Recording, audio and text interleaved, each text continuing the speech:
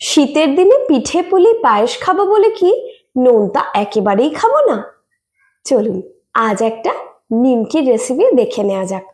নমস্কার বন্ধুরা, আমি অপালা। অপালার রান্নাঘরে আপনাদের সকলকে স্বাগত জানাই। তাহলে আর একটু দেরি না করে রেসিপিতে চলে যাই। নিমকি বানানোর জন্য এখানে আমি 2 কাপ ময়দা নিয়ে নিয়েছি। এবার ময়দার মধ্যে দিয়ে দিচ্ছি 1 চা চামচ মতন নুন, 1 চা চামচ কালো জিরে আর একটু জোয়ান। এবার শুকনো উপকরণগুলোকে সব ভালোভাবে মিশিয়ে নিচ্ছি। বড় চামচের 3 চামচ রিফাইন্ড অয়েল নিয়ে নিয়েছি। এবার তেলটাকে ময়দার সঙ্গে খুব ভালোভাবে মিশিয়ে নিচ্ছি। ময়ামটা ঠিকঠাক দিলে নিমকিগুলো খুব খাস্তা মুচমুচে হবে। এখানে আমি 1/2 কাপ হালকা গরম জল নিয়ে নিয়েছি। অল্প অল্প করে জল দিয়ে ময়দাটাকে মেখে নিচ্ছি। একটু শক্তর দিকে ডো আমি বানিয়ে নেব।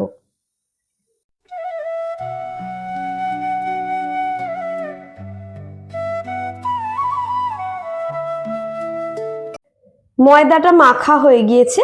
এবার এটাকে ঢাকা দিয়ে 20 মিনিট মতো রেস্টে রেখে দেব।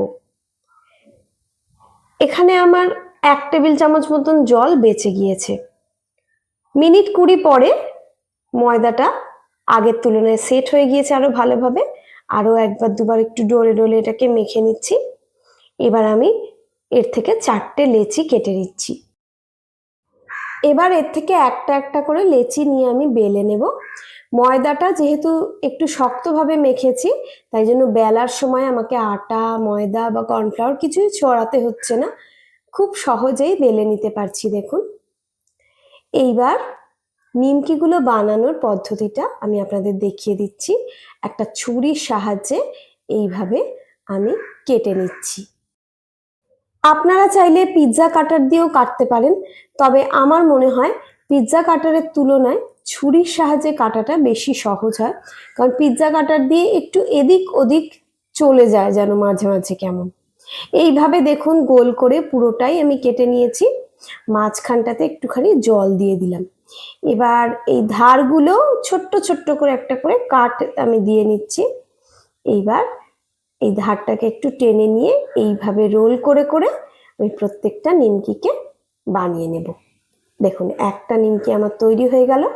এটা বানাতে সামান্য একটু বেশি সময় লাগে ট্র্যাডিশনাল নিমকির তুলনায়, কিন্তু বানানোর পরে দেখতে কিন্তু ভীষণ সুন্দর লাগে। আর মজাদার শেপ হওয়ার জন্য খেয়েও খুব আনন্দ পাওয়া যায়। কড়াইতে সাদা তেল নিয়ে নিয়েছি। তেলটা ভালোভাবে গরম হওয়ার পর এর মধ্যে আমি নিমকিগুলো একটা একটা করে ছেড়ে দিচ্ছি। যখন দেখবেন খুব জোর এইভাবে বাবলগুলো উঠছে, তখন তেলের টেম্পারেচারটাকে কিন্তু আবার কমিয়ে নিতে হবে, অর্থাৎ গ্যাসের ফ্লেমটাকে কমিয়ে আবার লো টু মিডিয়ামে করে দেবেন। নিমকিগুলো ভাজা হলে এইভাবে আস্তে আস্তে সব ওপরে ভেসে উঠবে। প্রত্যেকটা নিমকিকে হালকা বাদামি রং করে আমি ভেজে নিয়েছি। একটা লটের নিমকি আমার ভেজে নেওয়া হয়ে গিয়েছে। একইভাবে আমি পরের লটের নিমকিগুলো ভেজে নিচ্ছি। এইভাবেই আমি সব নিমকিগুলো ভেজে নিয়েছি। আমার আজকের রেসিপিটা কেমন লাগলো অবশ্যই কমেন্টে জানাবেন। আর যদি ভালো লাগে তাহলে ভিডিওটাতে একটা লাইক দিয়ে আমার চ্যানেলটা সাবস্ক্রাইব করার অনুরোধ রইল। সবাই ভালো থাকবেন। নমস্কার।